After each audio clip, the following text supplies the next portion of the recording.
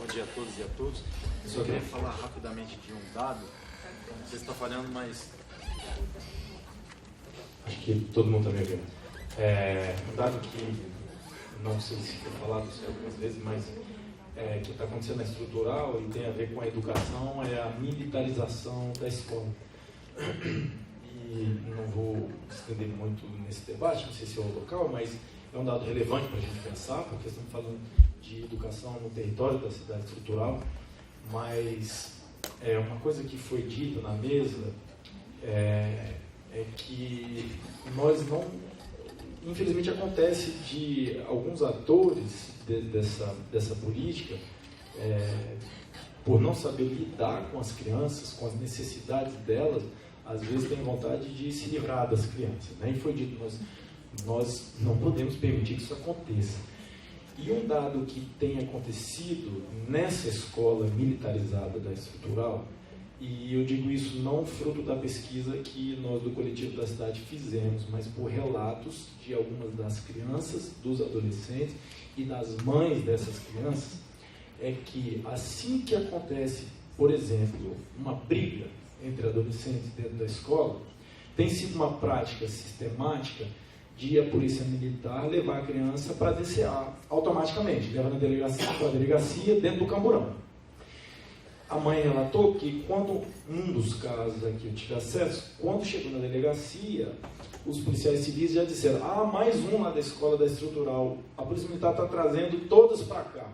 E qual que é, ou pelo menos nesse caso, qual que foi a iniciativa da gestão compartilhada da escola? Transferir a criança.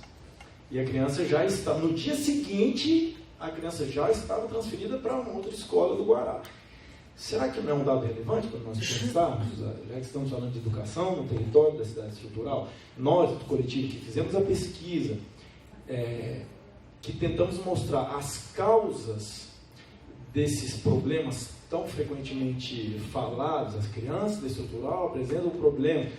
Tentamos mostrar várias das causas. Será que a solução para essas causas é uma atitude de repressão, pelo menos exclusivamente? Será que não seria o caso de os poderes públicos atuarem de uma forma um pouco mais concentrada na prevenção, em vez de focar num aspecto que, pelo menos no meu entender, parece repressivo?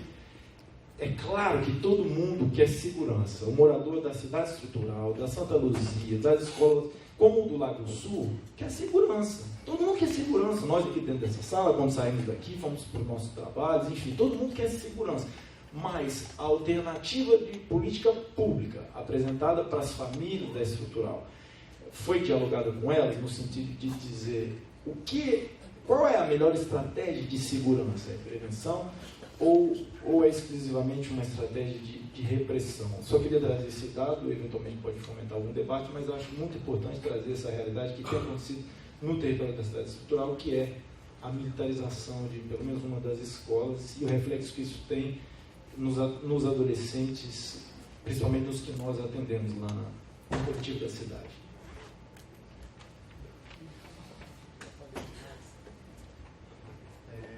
Só para...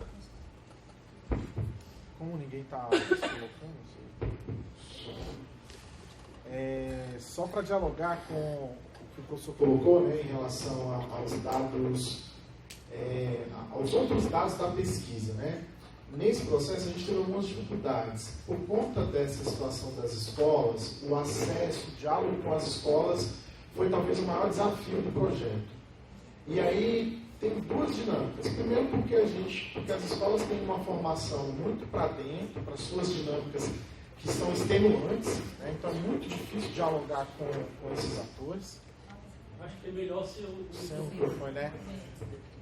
Tem que gravar aí, mas é muito difícil dialogar, né, por conta de que a realidade da escola é extenuante, né? Então, os profissionais estão sobrecarregados, estão atarefados e eles não conseguem.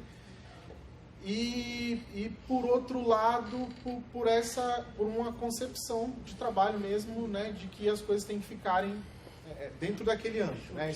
Essa lógica da escola ter muros, isso é muito significativo. Então, tem uma dificuldade enorme desse diálogo. Então, a gente teve muita dificuldade de acessar essas informações, né? O projeto, inclusive, ele partia desse diálogo com a escola para que ela indicasse as crianças que o coletivo ia atender. Só que isso não foi possível, apesar de diversos diálogos, e aí nesse processo a gente compreende, né? O projeto não é engessado, então, né, não é, e aí a gente adapta o projeto para uma outra dinâmica, mas é um dado difícil. A gente teve isso a partir de outras parcerias. E aí aproveitar até para citar o Saúde Integral, e a Rosa está aqui, que é da coordenação. O Saúde Integral é um projeto da Universidade de Brasília, que é parceiro do coletivo, que desenvolvia uma série de atendimentos de saúde com as crianças, na verdade, atendimento multidisciplinar, né? Então, também é uma parceria muito importante. A gente fez uma parceria com o Instituto IMPA, de atendimento psicopedagógico, que também levantou dados, só que essas informações a gente ainda não teve... Na verdade, não estava previsto no projeto para a gente sistematizar, né? E aí, talvez, como o professor bem colocou, seja um segundo momento da gente aprofundar e levantar outras informações. Mas, por condições objetivas do projeto, a gente acabou focando nos elementos fora dos muros da escola, né? Então, a realidade levou a gente para esse caminho. Mas, sem dúvida nenhuma, é fundamental a gente entender, até porque a própria escola não sabe, não tem um diagnóstico de quais são os problemas de aprendizagem, por conta dessa condição, né? Então, a gente precisa entender melhor isso, né? Então, é uma coisa.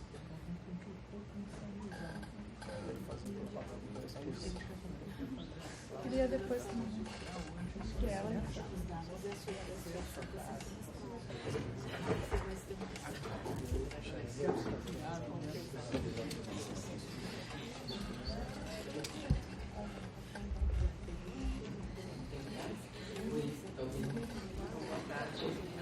Socorro da Fiocruz aqui de Brasília. Acho que a primeira sensação que a gente fica é de não só de indignidade, de indignação, mas de muita inquietação, né? Para a gente tentar, como sujeito e como os atores aqui, qual é a possibilidade real que a gente tem de contribuir para superar esse quadro.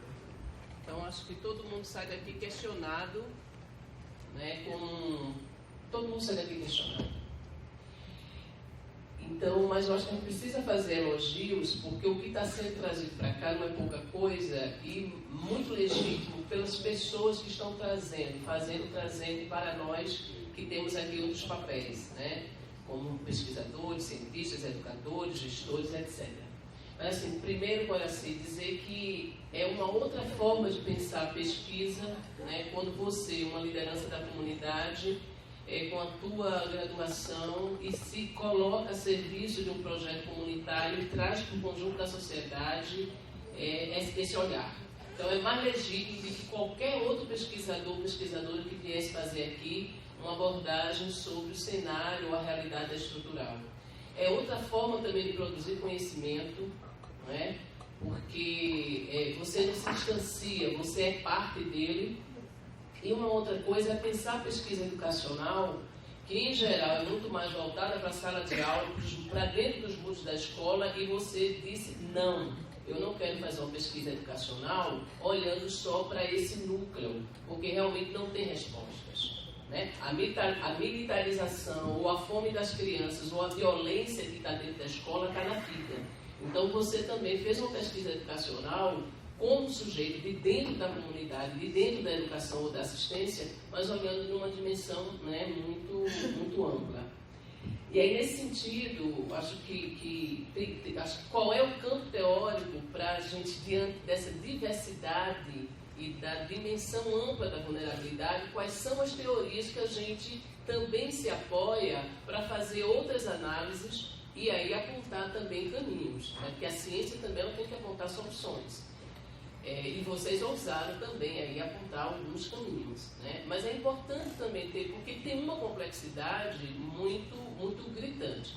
Mas eu queria, antes de puxar um pouquinho rapidamente desse campo teórico, eu queria falar do papel das mulheres. O papel das mulheres em qualquer sociedade, ou na maioria das sociedades, principalmente capitalistas, é lamentavelmente de assumir a maior responsabilidade pela reprodução social, pela reprodução da vida.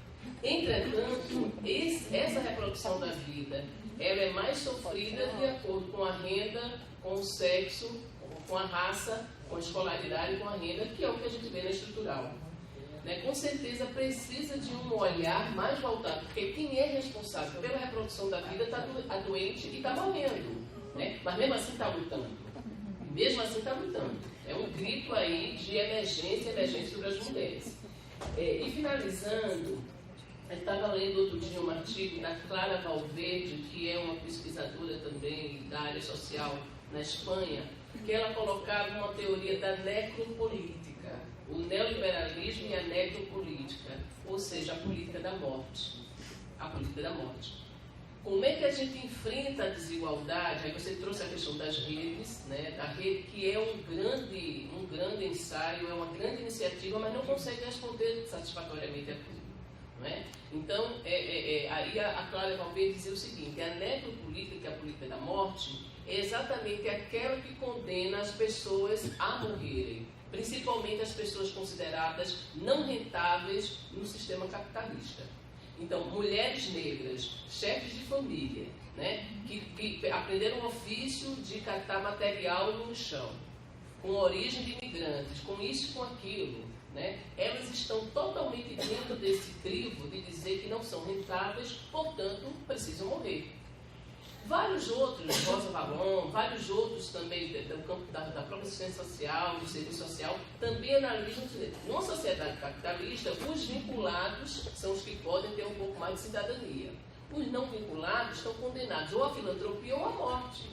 Ou à morte. No caso, né, eu acho que é importante a gente observar, porque todo mundo aqui tem responsabilidade. Mas mesmo os trabalhadores, que não dá para colocar essa responsabilidade, nós somos trabalhadores. A rede é um caminho, é um espaço, mas como é que se enfrenta essa desigualdade? A comunidade está ativa, a comunidade está em luta, mesmo com muita gente doente passando fome. Os trabalhadores têm compromisso, também estão adoecendo. Mas se a gente não trouxer aqui a responsabilidade de pensar no Estado, na sociedade, a gente vai estar dando murro em pontas de faca. Né? A gente fica muito feliz que a Agenda 2030, que a Fiocruz esteja ajudando a pensar não só o agora, mas também o futuro. É uma prospecção de médio e longo prazo. Eu acho que assim, é mais para dizer o quanto a gente fica indignado, a gente fica se sentindo incapaz, mas a gente tem que ter essa capacidade de buscar outras linhas de referenciais teóricos, né, e assumir o limite que a gente está tendo de fazer política pública nesse país, principalmente no Distrito Federal. Né? Mas parabéns, aí a gente está aqui para contribuir. Queria também. Você se inscreveu primeiro. Queria fazer só um.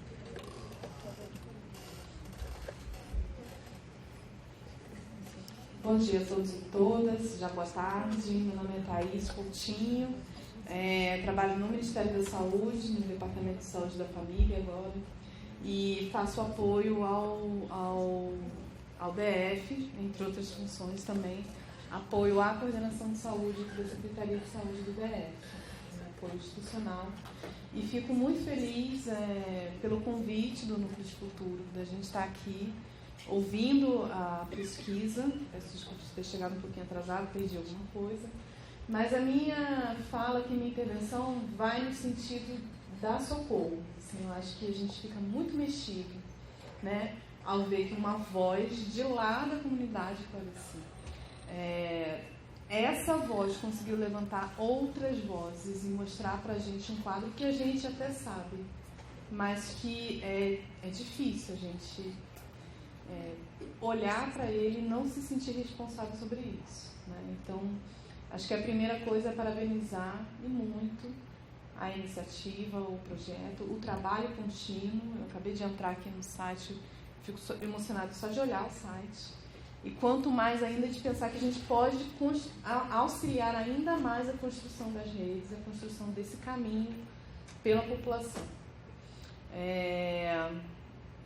Uma pergunta, eu acho que assim, um pouco mais objetiva, assim, pela hora também, quando a gente fala em trabalhar, olhar as parcerias, estabelecer as parcerias, uma questão que a gente tem esquecido durante muitos anos é ampliar o diálogo com quem está de fato fazendo alguma coisa no território.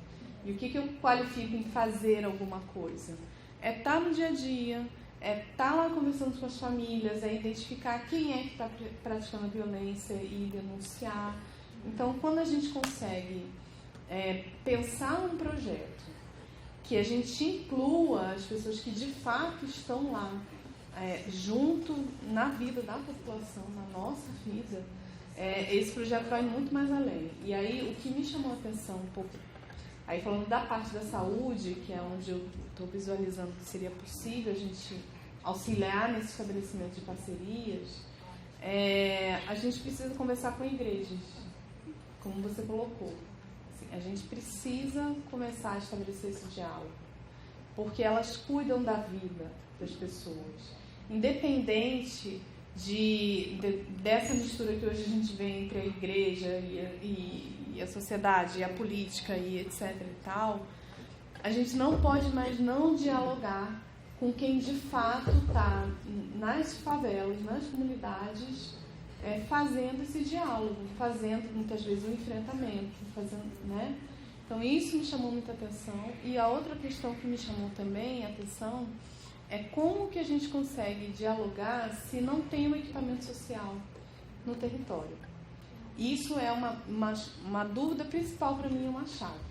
Assim, como é que eu vou conseguir ofertar um apoio institucional se eu não tenho a instituição lá dentro? Né? Então, acho que se você puder dar para a gente também essa pista de como é que a gente vai fazer essa articulação, ou como é que seria necessário para vocês fazer essa articulação, acho que é um avanço, porque estabelecer rede não é fácil, acho que vocês já avançaram muito, o projeto avança muito em levantar os atores e estabelecer essa rede, mas acho que até na parte da tarde a gente vai conversar do planejamento, enfim, a gente pode aprofundar mais isso, mas fica o questionamento, assim, como é que a gente só dialoga, né? Como se fosse pouco. A gente só dialoga com a população, mas a gente precisa dialogar também com as instituições, porque as instituições têm que dar esse respaldo, né? Então, como é que a gente pode direcionar isso?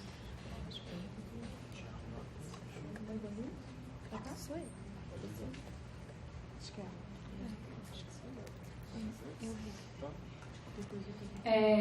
a minha fala ela é muito no sentido aqui que ela está falando, né, sobre a importância de a gente realmente trabalhar com o fortalecimento dessas políticas públicas, né, a partir da implementação dos programas e serviços que muitas vezes já existem, né, não é uma questão da gente inventar a roda. Né? A situação, me chamou muita atenção o dado de 3% ali com relação ao abuso sexual, porque eu sou assistente social, trabalho na Secretaria de Saúde, agora eu estou trabalhando lá no Paranoá, e atendendo a comunidade de Paranoá e Itapuã, e eu fiquei 8 anos no atendimento de vítimas de violência. Falar sobre abuso sexual, falar sobre violência sexual é muito difícil, né? E é muito difícil a gente conseguir um dado. E exatamente quem é o produtor desse dado, né, é o sistema de saúde, né, por meio das fichas de notificação de atendimentos de violências, e ali naquela comunidade a gente não tem um serviço que faz, teoricamente, o trabalho ali de compilar esses dados. E aí, sem esse trabalho de compilar esses dados não chegam para o Ministério da Saúde, né, e o Ministério da Saúde não tem ciência da gravidade da situação. Eu falo isso porque já fiz atividade de prevenção lá na estrutural, e quando você senta ali para fazer uma atividade com 10 meninos, que de fato é uma atividade pensada a partir da linguagem deles, né, do lúdico, né, você vem ali assim, facilmente assim, chegam 7 histórias, 10 histórias, né, de situação de violência, quando você tem a coragem, né, de abordar essas crianças para falar sobre isso, e não só a coragem, mas os instrumentos para acolher o que essas crianças têm a falar. Né? A gente sabe que muitas vezes essa violência de 3% sexual que aparece ali, ela está embutida dentro da violência intrafamiliar, que não é falada qual é exatamente o que está acontecendo, mas que aparece ali quando eles falam da violência intrafamiliar. Às vezes, as mulheres que são vítimas de violência doméstica, elas sequer conseguem entender que a relação sexual forçada é uma relação de estupro, né? E caracterizar isso como uma violência, assim. Então, com certeza, assim, esses dados, se eles fossem ainda mais, né, olhados por outros olhares especializados mesmo, a gente teria muita qualidade, sabe? Dentro do quantitativo, o qualitativo ali poderia estar resgatando uma série de outros elementos que não ficam tão visíveis, mas que a gente sabe que existe, porque a gente está ali no cotidiano, né, ali no fazer diário, a gente sabe o que acontece.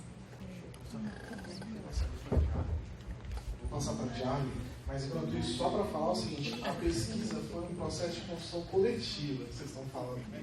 Eu só fui o porta-voz dela e um tijolo dentro do processo. E também tem essa diferenciação, né? Para além de ser do território, tem todo esse processo de construção coletiva com toda uma equipe de 30 pessoas, né? Então talvez por isso também tem aí essa... E aí o pessoal estava até aqui, a maioria já saiu, mas esse pessoal todo de camisa rosa aí, alguns que não estão de camisa rosa, mas que já passaram, todo mundo ajudou nessa construção. Então é um processo bem coletivo, inclusive da articulação de outros atores da rede, né? Do próprio Conselho Tutelar, do CRAS, do CREAS, então assim, uma construção bem ampla mesmo, tá? Boa tarde. Enfim, parabenizar o coletivo, né, por essa pesquisa. Para quem mora lá, a gente já imagina que a gente sabe. Mas acho que tem uma coisa que, e aí do meu lugar de fala, de alguém que mora, de pessoa que eu sou, acho que é muito importante a gente atuar. A gente fala muito sobre os diálogos com os parceiros, políticas públicas, né?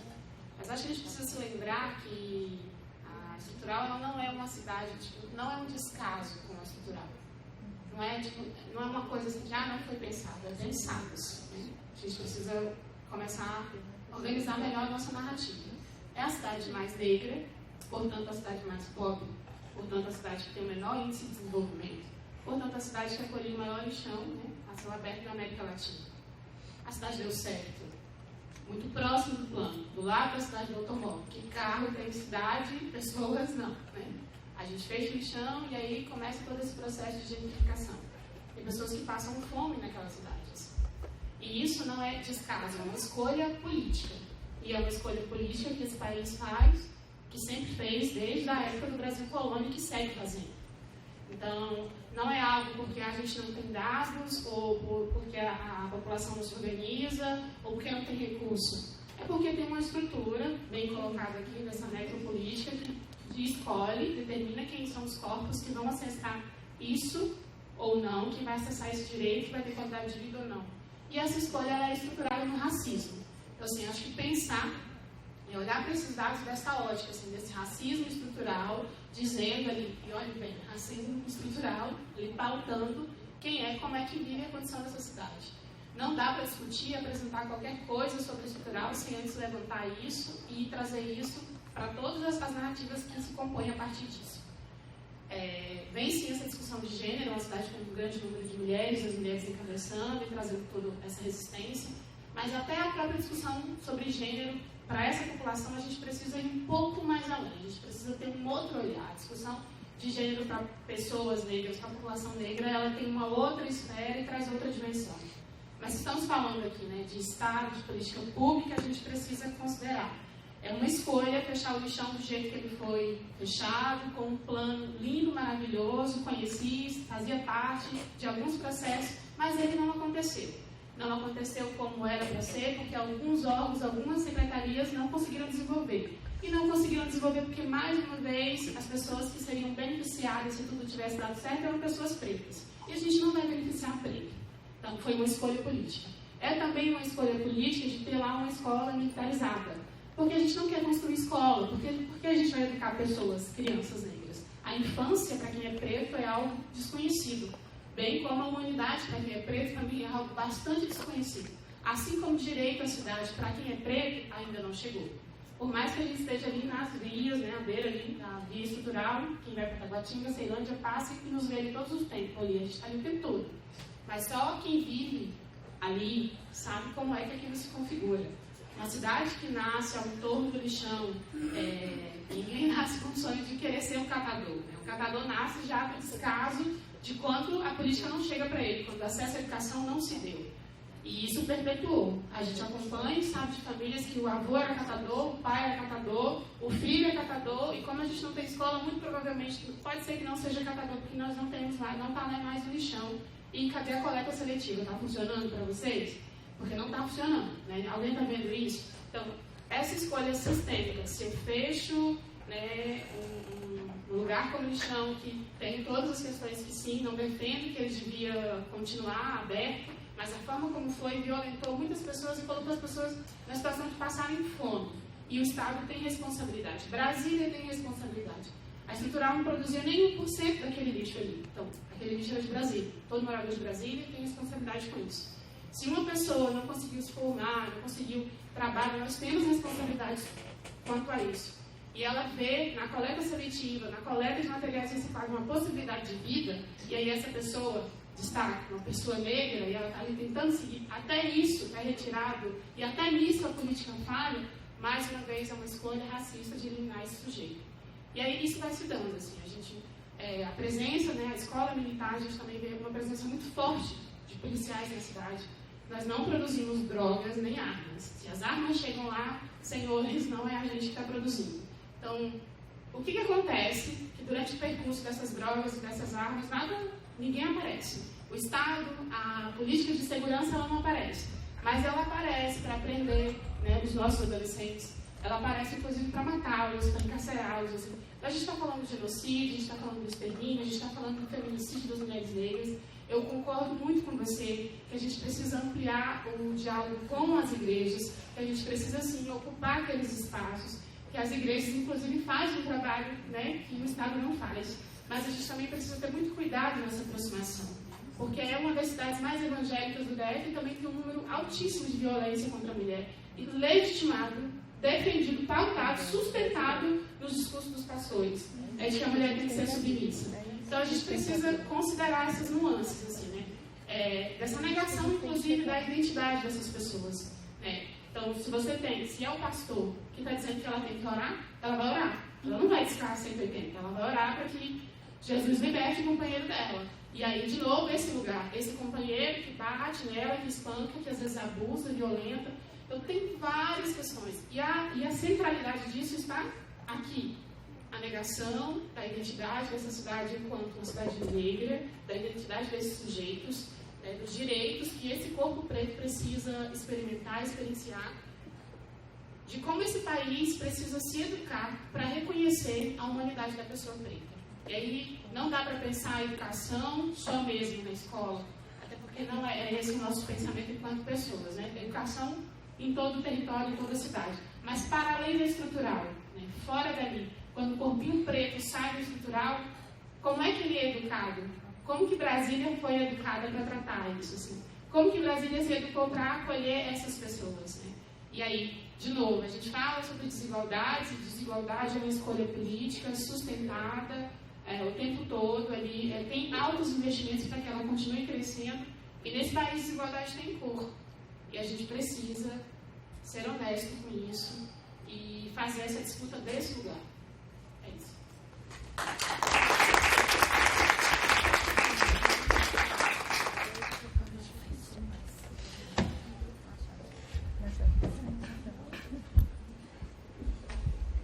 Boa tarde a todos, eu sou Raquel Fusaro, eu estou como representante da Comissão dos Direitos da Criança e do Adolescente da OAB do Distrito Federal.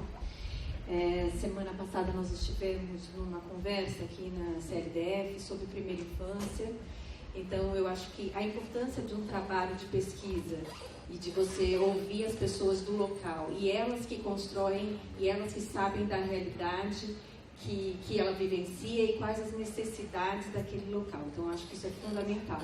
Como trouxe também a questão, o meu foco na fala da semana passada na mesa sobre a primeira infância foi o orçamento. Sem orçamento, não fazemos as políticas.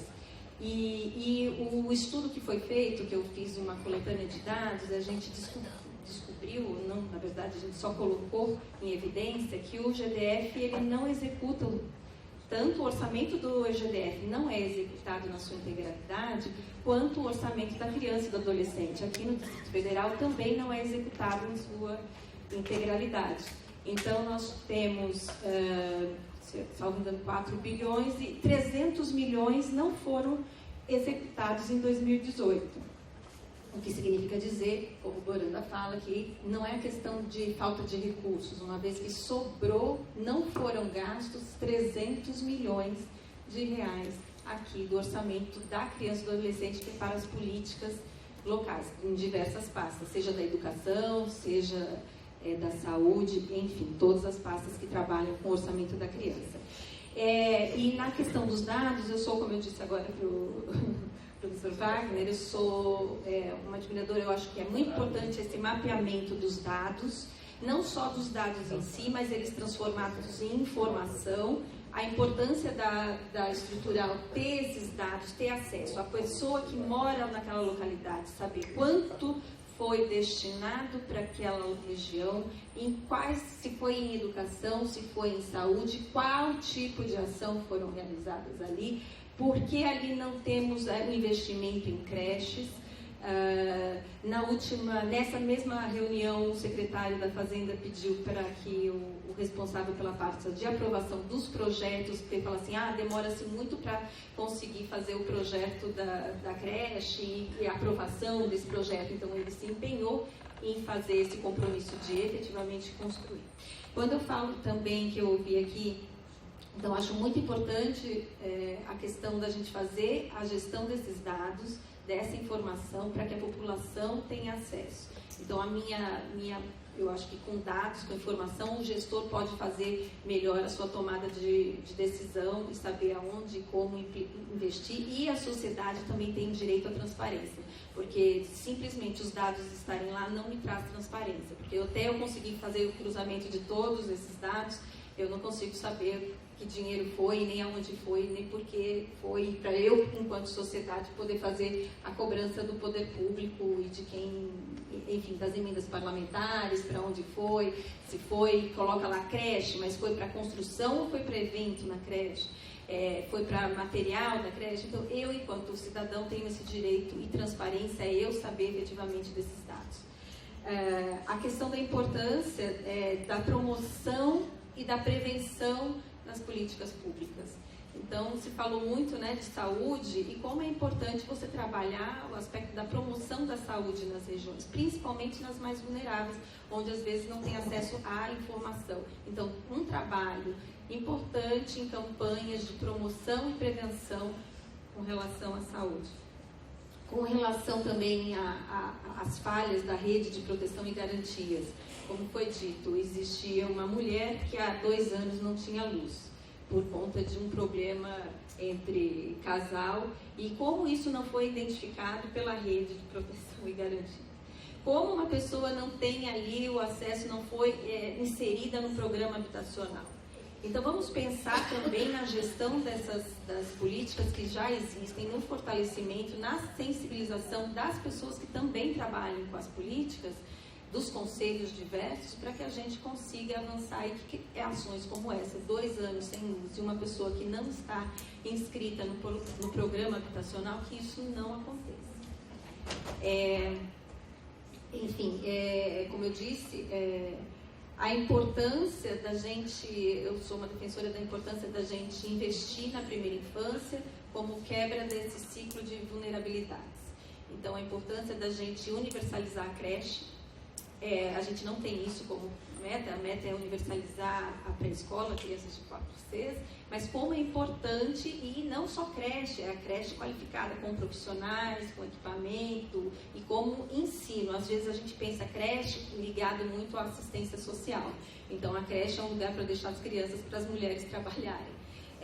Não, a creche é um espaço educacional, é um espaço importante para o desenvolvimento dessa criança em sua integralidade. Então, é importante pensar a política de creche como parte da educação, do ciclo de educação, e a importância e como o GDF, por exemplo, em janeiro ele tinha um déficit de 19 mil vagas em creche. como esses 300 milhões que não foram executados no orçamento da criança e do adolescente do Distrito Federal em 2018 poderiam ter sido aproveitados na construção e na universalização da creche, assim como direcionado à saúde. Então, como é importante a gente ter esses dados, essas informações, enquanto cidadão, enquanto gestor público, que também é o próprio gestor público das diversas pastas, o secretário de saúde, o da educação e todos eles que trabalham com o orçamento da criança, se você pedir para ele olhar o orçamento e ver lá, está discriminado, OCA, ele não vai saber fazer essa análise efetiva de quanto foi gasto, quais os programas, como é importante a conversa entre, eu até sugeri uma criação de um comitê, justamente colegiado, para que a gente consiga colocar o técnico orçamentário da pasta junto com o técnico dos programas da pasta, para que eles consigam fazer de forma mais, eu acho que sim, a palavra é gestão e a palavra é dados, informação, e sensibilizar todos esses gestores e pessoas que trabalham efetivamente. Belíssimo trabalho, eu acho que é um trabalho que deve ser feito na base, como disse a doutora Maria Luísa de Marilac, a importância, a política é feita na região, é no local, e é de lá que sai a necessidade do local, mapeamento disso, para que o poder público possa agir de forma efetiva. Obrigada.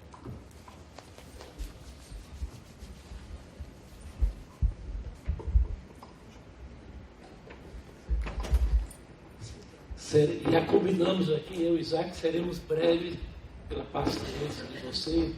Eu queria duas frases finais. Primeiro, a apresentação da pesquisa foi agora ratificada, certificada e valorizada pelos depoimentos riquíssimos que vocês fizeram.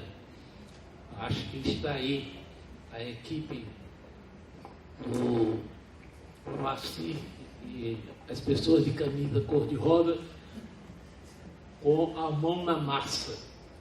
E me pareceu que tem um ausente aqui, um ator ausente. Eu vi o Ministério Público, o Ministério da Saúde, Fiocruz, Universidade de Brasília, a Secretaria de Educação, Serviço Social. Tem alguém da RA, da cidade estrutural, aqui presente? Da região administrativa. Parece que eu acho que é um grande ausente e esse trabalho precisava ser conhecido e divulgado junto ao novo administrador. Não sei meu nome, mas sei que houve mudança recente de indicação do administrador da cidade estrutural. Como? Eu vi no site o nome dele, já da nova administração, mas não decorei o nome. Mas eu acho que é um trabalho de aproximação que precisa ser feito. Por outro, queria dizer o seguinte: o lixão institucionalmente saiu da estrutural, mas parece que o lixão continua na vida dos seus habitantes. Este estado de indignação que falou o nosso colega Isaac precisa terminar para se dar dignidade a todos os habitantes da estrutural. Muito obrigado.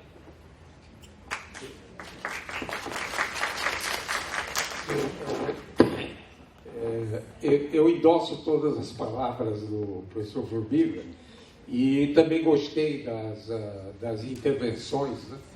E não dá para a gente comentar todas elas, né? Mas esse negócio de escola militarizada, né? De escola sem partido, né? Vamos comprar armas, né? Vamos expandir a negócio da carta de habilitação para dirigir, né? São todas cortinas de fumaça, né? O que nós precisamos fazer é discutir outras coisas, né?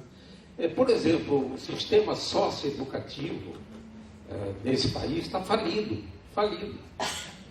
Os melhores índices são lá do Rio Grande do Sul, e tem em Planaltina se aproxima dele. Só 2% dos internados, né, socioeducativos são recuperados para uma vida digna. A grande maioria está presa, né, quando adulto, por vários ilícitos, e uma grande parte foram assassinados, né? Quer dizer, na realidade a gente não tem marginal. A gente, se pegar a história de cada um, são pessoas marginalizadas, né? E aí que a gente precisa atacar. E eu concordo que a prioridade é na primeira infância. Na primeira infância, de 0 a 6 anos. Eu trabalhei há uns 8 anos atrás na Secretaria da Criança. E fizemos um projeto de educação integral, em que a criança, principalmente de zonas de vulnerabilidade maior, fosse cuidado pelo Estado, quando a mãe soubesse que estava grávida. E aí se ia preparar a mãe e a família para receber essa criança, em duas dimensões: a dimensão da saúde e da dimensão do processo cognitivo.